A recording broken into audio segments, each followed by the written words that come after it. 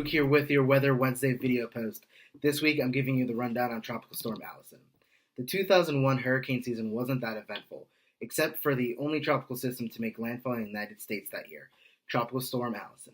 The first named storm of the season, Allison would go on to ravage the coastal areas of the United States with torrential rains and flooding for 2 weeks, but Houston, Texas got the worst of it. Tropical Storm Allison caught Houston by surprise, dropping more than 3 feet of rain per hour in some areas, so it caused a lot of flooding and billions of dollars in damage.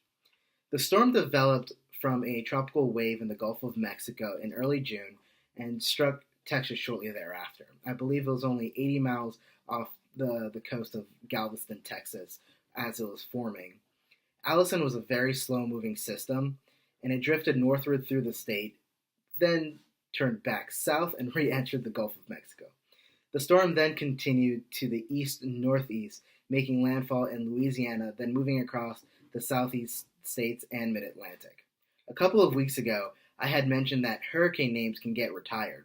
Well, due to the extreme damage caused by this tropical storm, the name Allison was retired and will never again be used in the Atlantic basin.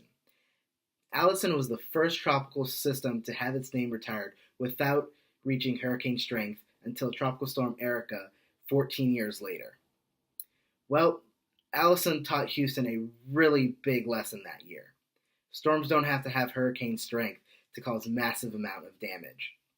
Thank you guys so much for tuning in today. I hope you enjoyed this week's video about Tropical Storm Allison. Let me know if you have any questions. I'd love to hear from you. Leave a comment down below. Call me, email me, text me. Next Weather Wednesday, Hurricane Myths. Until next time, guys, have a good one.